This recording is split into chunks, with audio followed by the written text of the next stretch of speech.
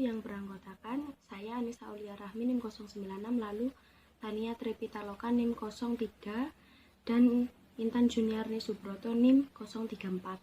Baik, di sini kami kelompok 7 akan menjelaskan tentang manajemen kelas berdasarkan multiple intelligence. Yang pertama saya akan menjelaskan mendapatkan perhatian siswa. Kegiatan pembelajaran dikatakan berhasil jika hasil dari pembelajaran tersebut sesuai dengan tujuan yang telah dirancangkan sebelumnya. Ada banyak faktor yang menyebabkan pembelajaran dikatakan berhasil. Salah satunya yaitu saat kegiatan pembelajaran berlangsung, anak memerhatikan atau mengikuti pembelajaran dengan baik, memerhatikan materi yang diajarkan oleh guru dengan baik pula. Ada banyak faktor yang mempengaruhi anak memerhatikan. Salah satunya misalnya guru menjelaskan dengan menarik, menggunakan media yang menarik, dan suasana kelas juga yang mendukung. Untuk mendapatkan perhatian dari anak itu memiliki banyak cara. Namun yang sering kita temui adalah untuk memusatkan perhatian anak itu guru hanya mengucapkan sebuah kata-kata. Misalnya saat kelas kurang kondusif atau ramai sendiri, guru hanya mengucapkan anak-anak harap diam, anak-anak harap tenang. Nah, perintah tersebut memang membuat anak itu menjadi diam, namun hanya terjadi beberapa saat, lalu kemudian anak itu menjadi ramai lagi. Untuk memfokuskan atau menarik perhatian anak itu, guru bisa menggunakan cara yang berpatokan pada multiple intelligence atau pada masing-masing kecerdasan. Misalnya pada kecerdasan linguistik. Di dalam kelas itu misalnya anak ramai, guru dapat memberi perintah anak melalui tulisan. Misalnya menulis di papan tulis tulisan harap tenang dengan huruf yang berukuran besar, sehingga anak itu dapat melihat tulisan tersebut dan anak memahami, oh berarti saya harus diam sesuai perintah gurunya. Karena jika hanya menggunakan kata-kata, biasanya itu anak memang suasana kelas itu akan diam, namun hanya sementara, lalu lama-kelamaan juga akan menjadi ramai kembali. Selanjutnya, contoh menarik perhatian anak berpatokan dengan kecerdasan, misalnya pada kecerdasan spasial. Misalnya pada hari itu guru ingin mengajarkan anak mengenai hewan. Jika hanya menggunakan cerita tanpa menggunakan bantuan media, maka anak itu akan bosan dan tidak tertarik dalam pembelajaran. Dalam kecerdasan spasial, guru bisa menggunakan bantuan media gambar hewan, misalnya singa atau kucing, ditempel di papan tulis. Gambar tersebut berukuran besar. Nah, menggunakan gambar tersebut, anak itu bisa sangat tertarik melihat gambarnya. Jadi pusat perhatian anak itu terhadap gambar tersebut, sehingga pelajaran bisa dilakukan dengan baik. Berdasarkan contoh-contoh cara menarik perhatian yang telah saya jelaskan, dapat disimpulkan bahwa sebagai guru kita harus menemukan inovasi-inovasi yang membuat anak itu dapat tertarik dengan pelajaran atau dengan kegiatan pembelajaran yang kita adakan. Guru harus kreatif, jadi tidak monoton, hanya itu saja caranya. Karena anak itu kan cenderung mudah bosan. Jadi itu sebagai guru kita harus mengadakan inovasi-inovasi seperti yang telah saya contohkan tadi.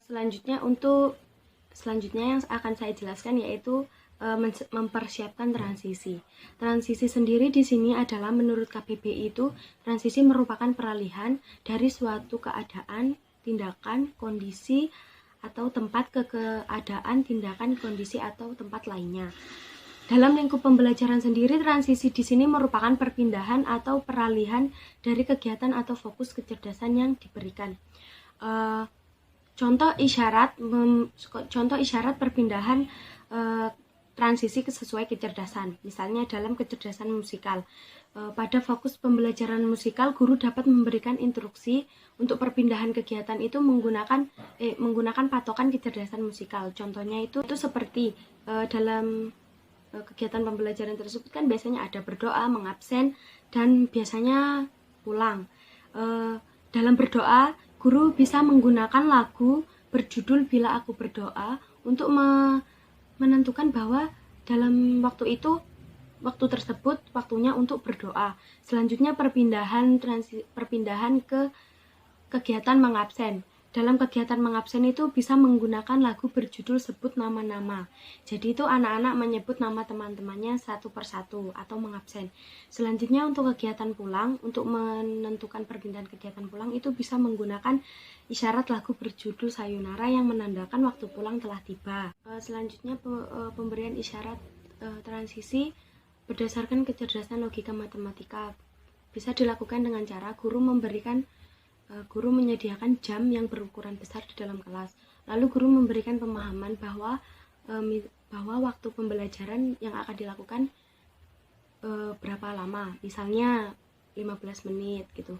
Jadi anak dapat melihat jam tersebut, lalu anak dapat memahami, oh jam sudah 15 menit, berarti waktunya ganti pelajaran atau misalnya waktunya istirahat. Nah, seperti itu. Baik seperti itu contoh memberikan isyarat transisi kepada anak sesuai dengan kecerdasan.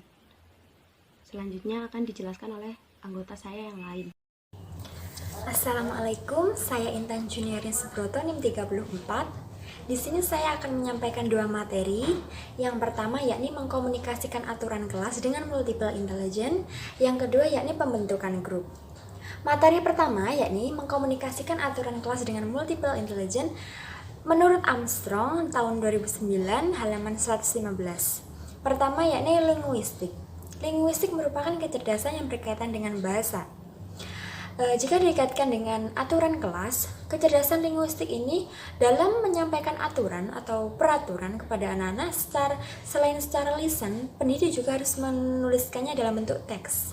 Karena tujuannya di sini meskipun anak-anak belum bisa membaca, tapi setidaknya mereka tahu bahwasanya di kelas ini ada aturan, dan ketika di dalam kelas ini saya harus mengikuti peraturan yang ada di kelas ini. Selain itu, setidaknya anak-anak juga akan sedikit banyak lebih tahu bahwasanya huruf ini huruf A, huruf ini huruf B, dan seterusnya seperti itu. Kedua yakni logik matematika, di mana dalam penulisan aturan-aturan itu ada baiknya jika menggunakan poin dengan menggunakan angka 1, 2, 3. Karena jika ditulis dalam sebuah deskripsi atau paragraf akan lebih sulit dipahami ya teman-teman. Karena jika ditulis menggunakan poin-poin itu akan lebih mudah dipahami. Misalnya poin pertama anak begini, kedua seperti ini, ketiga begini. Nah, jadi akan lebih mudah dipahami dan diterima. Seperti itu. Yang ketiga yakni visual spasial, di mana dalam menuliskan aturan, pendidik baiknya itu di sebelah deskripsi ini diberikan gambar atau simbol yang tujuannya nanti anak-anak akan lebih mudah dalam memahami apa maksud dari aturan nomor 1 ini, kemudian apa maksud dari aturan nomor 2 ini, seperti itu. Misalnya menghormati itu dilambangkan dengan seseorang yang saling bersalaman, kemudian misalnya menyayangi teman itu dilambangkan dengan dua orang yang saling berpelukan, seperti itu. Yang keempat ada kinestetik, di mana kinestetik merupakan kecerdasan yang berkaitan dengan olah fisik atau olah tubuh. Jika dikaitkan dengan aturan, ketika guru menyampaikan aturan atau aturan dalam pembelajaran, peserta didik itu akan mengekspresikannya dengan berbeda-beda. Misalnya ketika pendidik menyampaikan kita harus saling menghormati dan kita juga harus saling menyayangi teman. Ada beberapa siswa yang mungkin mengekspresikan hormat itu dengan hormat seperti hormat pada bendera. Kemudian ada yang mengekspresikan menyayangi teman itu dengan berpelukan, kemudian bersalaman, kurang lebihnya seperti itu. Selanjutnya yakni musikal, merupakan kecerdasan yang berkaitan dengan musik atau lagu. Jika dikaitkan dengan aturan, ada baiknya jika guru dalam membuat aturan itu juga dikaitkan dengan musik. Seperti contohnya lagu-lagu itu, hormati gurumu, sayangi teman. Itu juga termasuk juga dapat dikaitkan dengan aturan ya teman-teman. Dimana kita tuh harus menghormati pendidik, menghormati guru. Selain itu anak-anak juga harus menghormati teman dengan cara guru menyampaikannya dengan cara menyanyikan lirik lagu itu. Kemudian intrapersonal, di mana kecerdasan intrapersonal merupakan kecerdasan yang berkaitan dengan pemahaman diri sendiri. Setiap anak-anak yang sudah setuju dan mampu menaati aturan-aturan yang sudah disepakati, berarti secara tidak langsung kecerdasan intrapersonal mereka sudah berkembang, sudah terstimulus. Seperti itu. Misalnya anak tersebut mampu membuang sampah pada tempatnya, dia sudah dapat menaati aturan B, aturan C, aturan D, seperti itu. Anak-anak berarti dia secara nggak langsung dia sudah perkembangan kecerdasan intrapersonalnya sudah bagus. Kemudian interpersonal merupakan kecerdasan yang berkaitan dengan interaksi dengan orang lain. Nah, di mana aturan-aturan yang berkaitan dengan kecerdasan interpersonal itu sudah lumayan banyak ya, seperti mengantri, kemudian berbagi, kemudian menghormati, itu juga merupakan aturan-aturan yang berkaitan dengan kecerdasan interpersonal. Selanjutnya yakni teknik membentuk grup menurut Goodman dan Weinstein tahun 2009 halaman 116. Pertama yakni linguistik. Dalam membentuk grup, jika dikaitkan dengan kecerdasan linguistik, di sini anak-anak diminta untuk membuat grup dengan menyebutkan nama depan mereka. Misalnya, saya Intan. Saya menyebutkan nama depan saya I. Kemudian saya juga harus mencari teman saya yang menyebutkan nama depannya juga I. Misalnya Imro'atus, kemudian Ineke. Nah, jadi kami bisa menjadi satu anggota grup karena nama depan kami sama. Yang kedua yakni logika matematika, di mana ini menurut saya cukup rumit ya jika diterapkan di anak usia dini di Indonesia. Tapi nggak apa-apa, kita pelajari, mungkin bisa kita terapkan suatu waktu nanti. Yakni anak-anak diminta untuk mengangkat tangan mereka dengan jumlah jari minimal 1 dan maksimal 5. Jadi angkat 3 boleh, 2 boleh, 4 boleh. Kemudian anak diminta untuk mencari 2 rekan lainnya yang nanti ketika dijumlahkan ketiga jari orang ini hasilnya ganjil. Jika hasilnya genap, mereka tidak boleh menjadi satu tim. Ketiga yakni spasial, di mana anak-anak diminta untuk mencari rekan yang memakai warna baju sama. Misalnya saya bajunya abu-abu, saya harus mencari teman lain yang memakai baju abu-abu. Tapi jika digunakan di Indonesia ini tidak bisa ya teman-teman, karena di Indonesia sendiri peserta didik ini menggunakan seragam, bukan baju bebas. Yang keempat yakni kinestetik, di mana anak-anak mencari teman atau anggota kelompok itu dengan melompat menggunakan satu kaki. Jadi anak-anak diminta untuk berdiri, kemudian berdirinya diberi jarak, lalu melompat dengan satu kaki mendekati teman yang lain untuk menjadi satu anggota grup. Ya, terus selanjutnya yakni musikal, di mana pendidik akan membisikkan 3 lagu berbeda. Jadi jumlah lagu ini nanti menentukan berapa kelompok yang ingin dibuat. Misalnya saya ingin membuat 3 kelompok, jadi saya akan membisikkan 3 lagu kepada setiap satu anggota kelas. Ya, setelah semua terbisikkan, anak-anak diminta untuk menyanyikan lagu tersebut.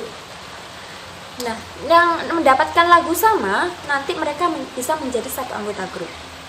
Yang terakhir yakni naturalis, di mana anak nanti diminta untuk membayangkan hewan, kemudian memilih salah satu hewan tersebut dan menyuarakannya. Misalnya saya sapi, saya sapi, kambing sama babi, saya memilih sapi seperti itu. Jadi nanti saya akan berkumpul dengan teman-teman yang menyuarakan seperti itu. Kurang lebihnya seperti itu ya teman-teman. Materi selanjutnya akan dilanjutkan oleh rekan saya. Saya Tania Tripitaloka, NIM 003, akan menjelaskan mengenai metode atau strategi untuk mengelola perilaku individu menurut Armstrong. Nah, di sini teori MI itu menyarankan kepada peserta didik untuk mengelola perilaku individu dari setiap siswa dengan menggunakan 8 kecerdasan. Yang pertama menggunakan kecerdasan linguistik. Yang A itu kecerdasan linguistik. Di sini bisa menggunakan berbicara dengan siswa atau dengan teman sebayanya, menyediakan buku-buku untuk siswa yang merujuk pada masalah dan solusinya. Jadi di sini anak diberikan buku yang berisi mengenai permasalahan beserta solusinya. Bisa membantu siswa menggunakan strategi berbicara sendiri untuk mendapatkan kontrol. Jadi di sini siswa diajarkan untuk berbicara agar kecerdasan linguistiknya berkembang juga. Yang B itu logika matematika. Menurut Drekrius dalam Armstrong tahun 2009 halaman 118 menggunakan pendekatan konsekuensi logis. Nah, di sini anak diminta untuk berhitung atau memetakan terjadinya perilaku yang positif dan negatif. Jadi di sini anak memilah-milah bahwa perilaku negatif yang ini, perilaku yang positif yang ini. Selanjutnya yang C, spasial. Di sini anak diminta untuk menggambar atau memvisualisasikan perilaku yang sesuai. Berikan siswa metafora untuk digunakan dalam bekerja dengan kesulitannya. Misalnya, jika orang mengatakan hal-hal buruk kepada anak atau hal-hal buruk kepada siswa, hal buruk tersebut menjadi panah untuk dihindari oleh anak. Jadi ketika anak mengetahui bahwa hal tersebut hal yang negatif, anak tersebut akan menghindarinya. Selanjutnya, perlihatkan video siswa yang menangani masalah tersebut atau yang memodelkan perilaku yang sesuai. Jadi di sini anak diberikan video yang memecahkan masalah. Yang D, bodily kinestetik. Nah, di sini bisa mintalah siswa memainkan peran perilaku yang tidak pantas dan sesuai dan diskusikan permasalahannya. Jadi di sini anak diminta untuk berperan sebagai perilaku yang negatif dan positif. Jadi di sini anak nanti diajak berdiskusi bersama-sama bahwa perilaku yang negatif itu yang mana, perilaku yang positif itu yang mana. Nah, selanjutnya ajarkan siswa untuk menggunakan isyarat fisik untuk menghadapi situasi yang penuh tekanan. Misalnya itu ketika mengambil napas dalam-dalam atau mengencangkan dan mengendurkan otot. Selanjutnya yang E, musikal. Temukan musik pilihan yang berhubungan dengan masalah yang dihadapi siswa. Maksudnya di sini anak diberikan musik yang dapat membangkitkan semangat anak untuk memecahkan masalah. Selanjutnya, menyediakan musik yang membantu menciptakan perilaku yang sesuai. Misalnya, menenangkan musik karena amukan, merancang musik atau musik Ritalin. Nah, ini membantu anak yang mengalami kebutuhan khusus. Contohnya itu ADHD. Yang selanjutnya, ajari siswa untuk memainkan musik favoritnya kapanpun anak tersebut di luar kendali. Maksudnya itu ketika anak marah-marah, anak tersebut biarkan bermain musik. Yang F itu interpersonal. Di sini menyediakan konseling kelompok sebaya, membiasakan siswa dengan model peran.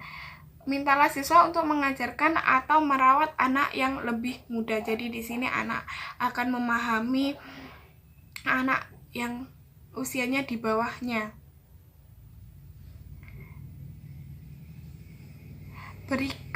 Beri siswa outlet sosial lainnya untuk energinya. Misalnya itu memimpin grup. Jadi di sini anak akan mengeluarkan energi yang lebih ketika anak tersebut memimpin teman-temannya.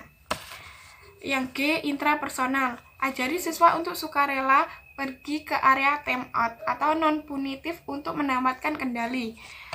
Selanjutnya, memberikan konseling 1 ke 1, mengembangkan kontak perilaku, bahwa siswa memiliki input dan menciptakan. Di sini anak diberi pekerjaan untuk menyelesaikan masalah. Biasanya anak tersebut itu memiliki proyek-proyek yang minatnya tinggi. Jadi di sini anak akan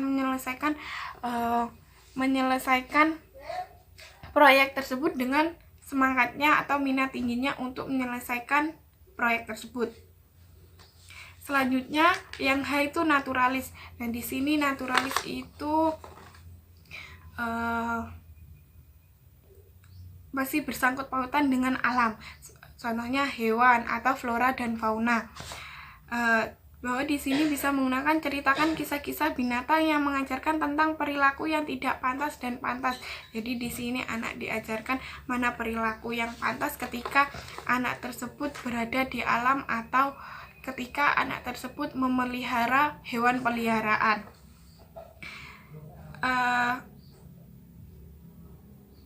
Anak tersebut diajarkan bagaimana cara menjinakkan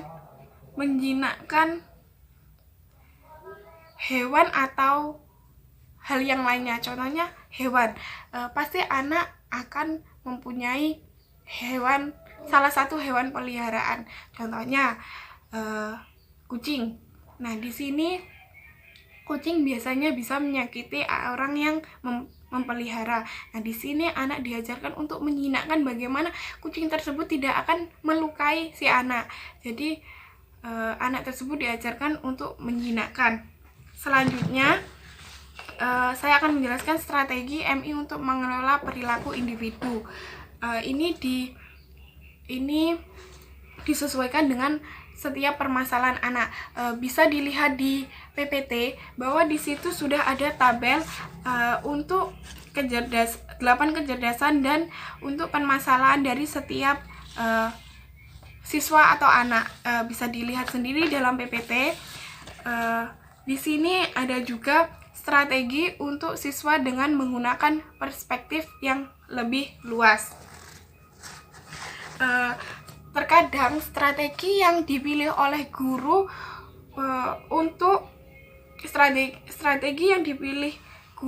untuk seseorang atau untuk siswa belum cocok dengan kecerdasan yang belum berkembang. Jadi di sini ketika guru memilih strategi untuk anak, guru perlu mempertimbangkan dari segi-segi yang lain dan melihat segi-segi tersebut. Misalnya itu ketika siswa memiliki masalah dalam perilaku karena kecerdasan interpersonalnya yang kurang berkembang, maka ia dapat mengambil manfaat dari kegiatan yang dapat mengembangkan keterampilan sosialnya. Namun, kasus lain strategi terbaik adalah di bidang kekuatan siswa.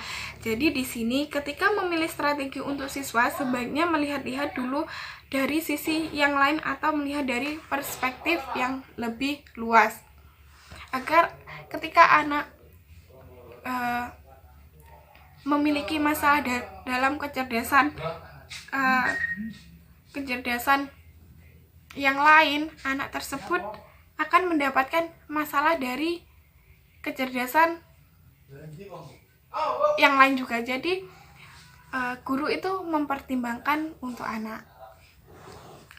Sekian presentasi dari kelompok kami, pemaparan mengenai materi kelompok kami. Saya Tania Triptaloka, perwakilan dari kelompok 7, meminta maaf ketika ada salah kata. Terima kasih. Wassalamualaikum warahmatullahi wabarakatuh.